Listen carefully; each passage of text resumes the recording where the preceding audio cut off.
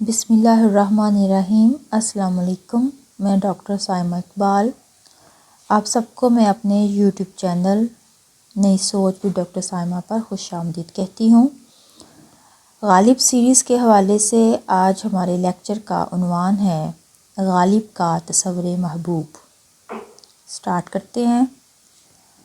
غالب کا تصور محبوب ان کی شاعری میں ایک الگ اور منفرد مقام رکھتا ہے۔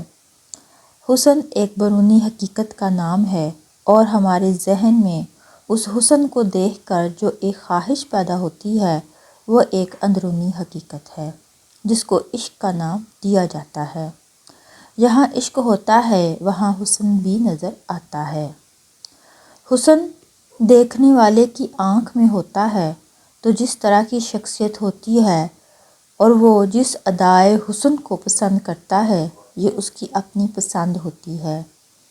ہماری خود کی شخصیت حسن کی کس ادا کو پسند کرتی ہے اور کس ادا کو نظر انداز کرتی ہے یہ ہماری خود کی شخصیت پر منحصر ہے۔ غالب کی شخصیت کو دیکھا جائے تو غالب خود بھی حسین و جمیل تھے۔ غالب کے حلیہ کے بارے میں عارف بٹالوی غالب کے رومان میں لکھتے ہیں کہ مرزا اسد لڑکپن میں مردانہ حسن و جمال کا اعلیٰ نمونہ ہیں۔ متناسب الاعضاء، کشادہ پیشانی، بھرے بھرے رخسار، کھلتا ہوا رنگ، بڑی بڑی بادام جیسی آنکھیں، لمبی پلکیں، چوڑا چکلا سینہ، بھرا بھرا بدن، وسیع بالیدہ دانت، اس پر خوش پوشاک، غرض ایسا جوان رعنا ہیں کہ جس طرف نکل جاتے ہیں لوگوں کے پہلو سے دل نکل جاتے ہیں۔ جس محفل میں شرکت کرتے ہیں ایک منفرد حیثیت نظر آتی ہے۔ نظر باز منتظر رہتے ہیں کہ نیاز حاصل ہو جائے۔ شہر میں ان کے حسن و جمال کا خوب چرچا ہے۔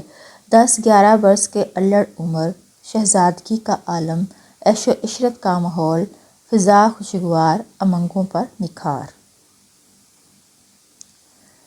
یہ جو نقشہ عارف بٹالوی نے غالب کی شخصیت کا کھینچا ہے غالب کے تصور حسن محبوب پر پوری طرح اثر انداز ہوتا ہے۔ غالب کے ہاں جس حسن کے بہت سے پہلو نظر آتے ہیں، بالخصوص حسن کے ایسے بہت سے پہلو جن کا تعلق روح کی بجائے حواس سے ہے۔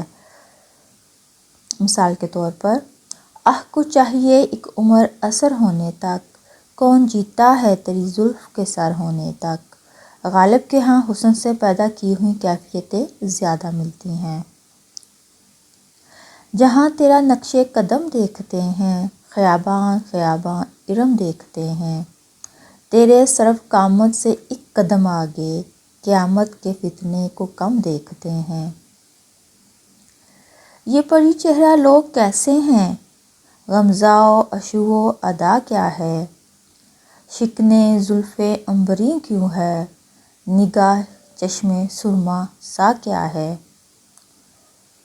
کیوں جل گیا نہ تاب رخ یار دیکھ کر، جلتا ہوں اپنی طاقت دیدار دیکھ کر۔ بس کہ آئینے نے پایا گرمی رخ سے گداز، دامن تمثال مثل برگ گل تر ہو گیا۔ مرزا غالب نے محبوب میں موجود خوبیوں کو نہایت خوبصورت انداز میں بیان کیا ہے۔ ایک طرف تو غالب نے روایتی تصورات سے استفادہ کیا ہے جبکہ دوسری طرف انہوں نے ایسی باتیں کہی ہیں جو قدیم تصورات سے بالکل مختلف ہیں۔ ان کے خیال میں حسن میں سادگی و پرکاری دونوں موجود ہونے چاہئیں۔ انہوں نے لفظ محبوب کے لیے کہیں ساقی، کہیں دلدار، کہیں ندیم، کہیں ظالم اور کہیں ستمگر جیسے الفاظ استعمال کیے ہیں۔ جب غالب صوفیانہ مسائل کی طرف آتے ہیں تو یہی لفظ ساقی ان کے ہاں محبوب حقیقی کے معنی اختیار کر لیتا ہے۔ غالب محبوب حقیقی کے بارے میں بیان کرتے ہیں، آئینہ کیوں نہ دوں کہ تماشا کہیں جسے، ایسا کہاں سے لاؤں کہ تجھ سا کہیں جسے۔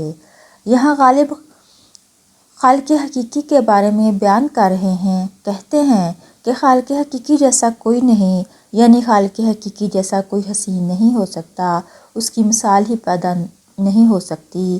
شاعر عاشقانہ انداز میں کہتے ہیں کہ اگر کہیں یہ سوال پیدا ہو کہ کیا کوئی اور بھی تجھ سا ہے تو اس کا جواب یہی ہو سکتا ہے کہ تیرے سامنے آئینہ لا کے رکھ دیا جائے۔ اردو شعراء کا محبوب اگر مونس بھی تھا تو بھی اسے مذکر تصور کر کے ہی مخاطب کیا جاتا تھا۔ یہی وجہ ہے کہ اگرچہ غالب کا محبوب مذکر ہے لیکن جب غالب اپنے محبوب کے خد و خال بیان کرتے ہیں تو ثابت ہوتا ہے کہ وہ کسی مرد سے نہیں بلکہ عورت سے مخاطب ہیں۔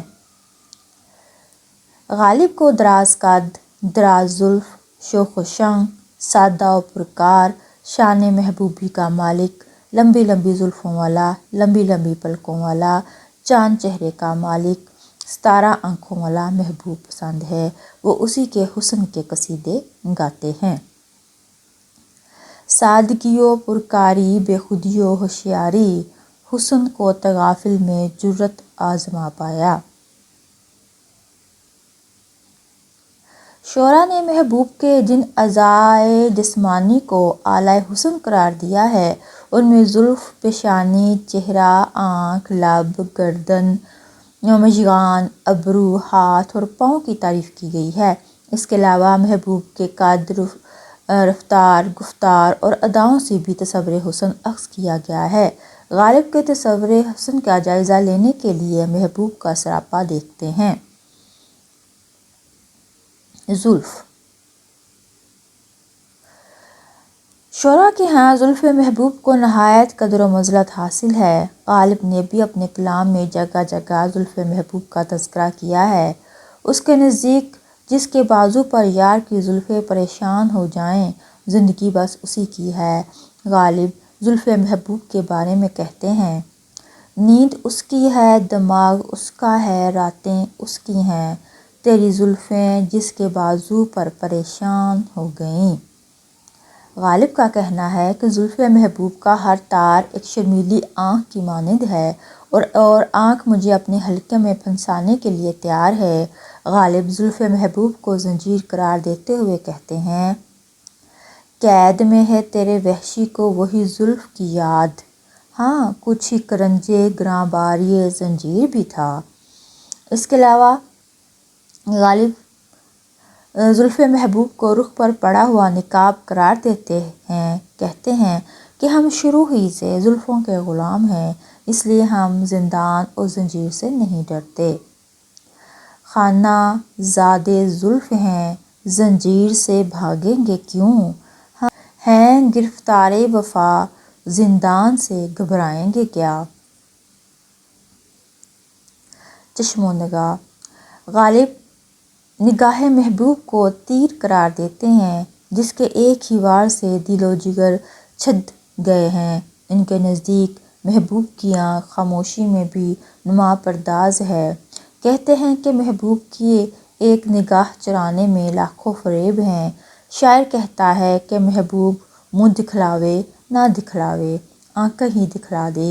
یہاں آنکھیں دکھلانا ایک محاورہ ہے، یعنی غصے کا اظہار کرنا۔ آنکھیں دکھانے کے بہانے محبوب کا رخ دیکھنے کی تمنا کی ہے۔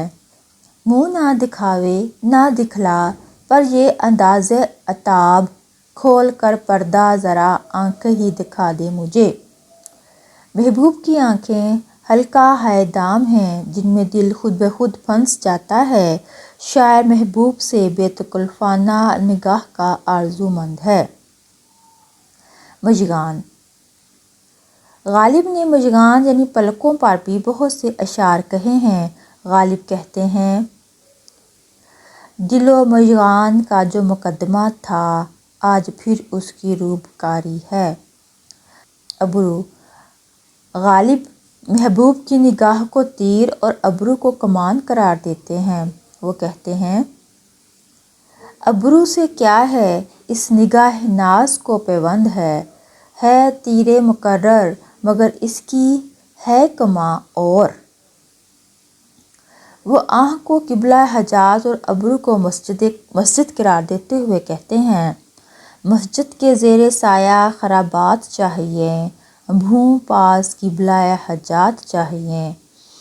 یعنی شاعر مسجد کے محراب کو ابرو سے مشابہت دیتے ہوئے کہتے ہیں کہ میرے محبوب کی ابرو اتنی خمدار ہے جتنی کہ تلوار کی دھار ہوتی ہے۔ دہان و لب، غالب کے نزدیک مے میں جو رنگی اور نشہ ہے وہ لب محبوب سے مستعار ہے۔ شاعر محبوب کے لبوں کی جنبش چاہتا ہے۔ باغ سے غنچے کا کھلنا، یہاں سے مس ہو گیا تھوڑا سا، یہاں ہے کہ باغ سے غنچے کا کھلنا اسے محبوب کی یاد دلاتا ہے کہ محبوب بھی ایک غنچہ تھا۔ غالب کہتے ہیں غنچہ پھر لگا کھلنے، آج ہم نے اپنا دل خوں کیا ہوا دیکھا، گم کیا ہوا پایا۔ رخسار، غالب کے محبوب کے رخسار مثل گلاب ہیں، اور وہ جب گلاب کو دیکھتا ہے تو اسے اپنا محبوب یاد آتا ہے۔ عارض گل دیکھ روئے یار یاد آیا، جوشش فصل بہاری اشتیاق انگیز ہے۔ دست و بازو، غالب کہتے ہیں کہ محبوب کے دست و بازو اگرچہ نازک ہیں لیکن ان کی وجہ سے عاشق کو جو زخم آیا ہے وہ بہت گہرا ہے۔ محبوب نے اس انداز سے زخم لگائے ہیں کہ لوگ اگر انہیں ملاحظہ کریں تو خدشہ ہے کہ محبوب کے بازوؤں کو نظر لگ جائے گی۔ نظر لگے نہ کہیں اس کے دست بازو کو، یہ لوگ کیوں میرے زخم و جگر دیکھتے ہیں۔ انگشت، غالب کو محبوب کی حنا آلود انگشت بہت پسند ہے جو شاید اس کے دل کے لہو سے رنگین کی گئی ہے۔ شاعر کہتا ہے انگشت حنائی کا خیال دل سے کبھی نہیں مٹ سکتا، یہ خیال مٹنا ایسے ہے جیسے گوشت سے ناخن کا جدا ہونا ہے۔ دل سے مٹنا انگشت حنائی کا خیال، ہو گیا گوشت سے ناخن کا جدا ہونا۔ کمر، شعراء محبوب کی کمر کو نہایت پتلی تصور کرتے ہیں۔ غالب کے نزدیک محبوب کی کمر ہے ہی نہیں، یعنی اتنی پتلی ہے کہ نہ ہونے کے برابر ہے۔ غالب کہتے ہیں ہے کیا جو کس کے باندھیے میری بلا ڈرے، کیا جانتا نہیں ہوں تمہاری کمر کو میں۔ پاؤں، غالب کے نزدیک محبوب کے پاؤں سجدہ گاہ ہوتے ہیں، وہ ان کا بوسہ لینے کے لیے مضطرب رہتا ہے۔ عاشق اپنے محبوب کو سویا ہوا پاتا ہے تو اس کے دل میں خواہش جاگتی ہے کہ وہ پائے محبوب کا بوسہ لے لے، لیکن ڈرتا ہے کہ اگر محبوب کو پتہ چل گیا کہ اس نے اس کے پاؤں چھونے کی گستاخی کی ہے تو وہ مزید بدگمان ہو جائے گا۔ غالب جہاں محبوب کے حسن کو بیان کرتے ہیں تو ساتھ یہ بھی کہتے ہیں کہ محبوب ہے تو بہت حسین، مگر سب سے بڑی خامی یہ ہے کہ وہ بے وفا ہے۔ اس نے عاشق کا شیشہ دل توڑ دیا ہے، اور اس بے وفا کا چرچا تو عدم تک پہنچ چکا ہے۔ وہ بے وفا اور مغرور بھی تو بہت ہے، وہ صرف بے وفا ہی نہیں بلکہ ظالم اور ستمگر بھی ہے۔ وعدہ خلافی اس کی عادت ہے، بے رحم اتنا ہے کہ زخموں پہ نمک چھڑکتا ہے۔ غالب کہتے ہیں کہ خط کا جواب دینا اخلاقی فرض ہے، لیکن اسے کیا پتہ، یہ کیا جانے، یہ تو بد اخلاق ہے۔ غالب محبوب کی بے وفائی پہ کہتے ہیں دیکھیے لاتی ہے اس شوخ کی نخوت کیا رنگ، اس کی ہر بات پہ ہم نام خدا کہتے ہیں۔